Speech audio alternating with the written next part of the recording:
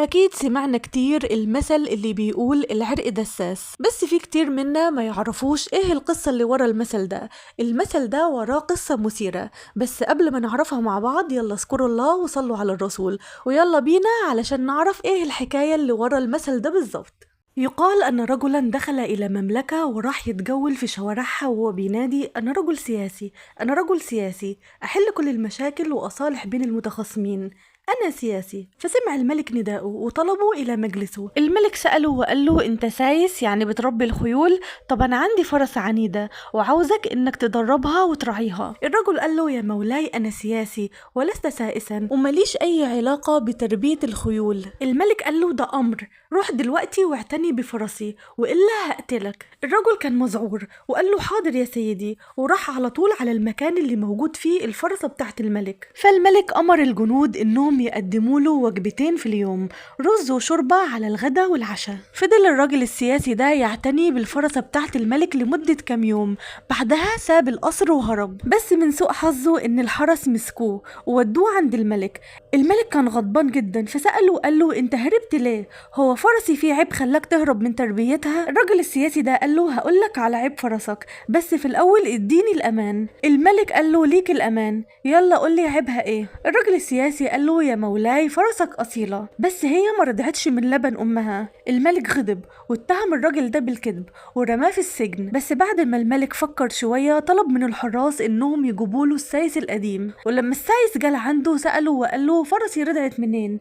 لو ما قلتليش الحقيقة هقطع رقبتك. السايس قال له: يا مولاي لما الفرسة دي اتولدت أمها ماتت، وأنا ما لقيتش ليها لبن غير من بقرة كانت في الزريبة، وخفت إني أقولك علشان ما تغضبش عليا فخبيت عليك الأمر ده. الملك استغرب جدا وأمر الحراس إنهم يجيبوا له السياسي ده من السجن، ولما جابوه لعنده سأله وقال له: أنت عرفت منين إن فرسي مش أصيلة؟ الرجل قال له: يا مولاي الفرس لا يبحث عن الكلأ والعشب، ولكن بيستنى إنه يجي لحد عنده وهو رافع راسه. فرسك كانت بتتصرف زي البقر، فكانت بتبحث عن طعامها وتطقطق رأسها ليه. الملك انبهر بذكاء الراجل السياسي وقرر يعينه مستشار لمراته الملكة. السياسي رفض الوظيفة دي، بس الملك هدده بالقتل فاضطر انه يوافق، وامر الحراس انهم يقدموا له دجاجتين على الغدا والعشاء. الراجل السياسي ده اشتغل مع الملكة شوية وبعدين هرب برضه من القصر، فالحرس دوروا عليه ومسكوه ورجعوه تاني للملك. الملك سأله: هربت ليه المرة دي؟ لقيت ايه في زوجتي الملكة؟ الراجل السياسي قال له: هقولك، بس في الأول اديني الأمان. الملك قال له: أيوة ليك الأمان. الراجل السياسي قال للملك: مراتك ملكة بس مش بنت ملوك زي ما انت فاكر. الملك غضب وسجنه، وبعدها سافر لأبو زوجته في المملكة اللي كانت جنبهم، ولما انفرد بيه حط السيف على رقبته وسأله، قال له: قولي الحقيقة، بنتك دي بنتك بجد؟ حماه خاف وقال له: أيوة هي مش بنتنا من صلبنا، أنا كان عندي بنت عندها 2 ماتت من المرض، وأنا كنت متفق مع أبوك الملك إنك تتجوزها لما تكبر، ولما بنتي ماتت ملقتش حل غير إني أجيب بنت من الغجر واربيها على إنها بنتي علشان لما تكبر أنت تتجوزها وأبقى أنا أبو الملكة. الملك عاد للمملكة بتاعته، بعدها طلع الراجل ده من السجن وسأله: أنت إزاي بقى عرفت بأصل زوجتي؟ الراجل ده قال له: يا مولاي من طباع الغجر إنهم بيغمزوا لما بيجوا يتكلموا، وزوجتك كثيرة الغمز في الكلام.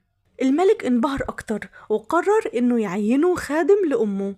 الراجل السياسي حاول إنه يرفض، بس الملك كالعادة هدده بالقتل، فاضطر إنه يوافق وأمر الحراس إنهم يقدموا له خروفين يوميا على الغداء والعشاء. بعد كام يوم السياسي ده هرب تاني من القصر، والحراس برضو جابوه للملك. الملك سأله: ها لقيت إيه في أمي؟ الراجل السياسي قال له: يا مولاي أنا هقولك، بس اديني الأمان. الملك قال له: ليك الأمان.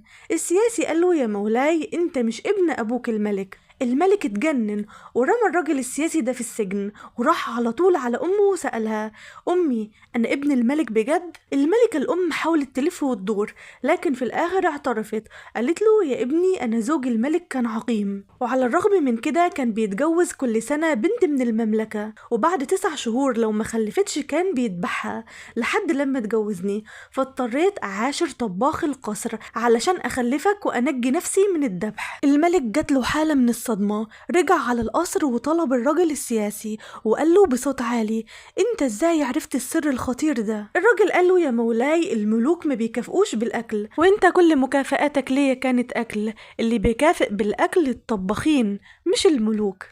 وبكده خلاص نكون عرفنا الأصل الشعبي لمثل العرق دساس.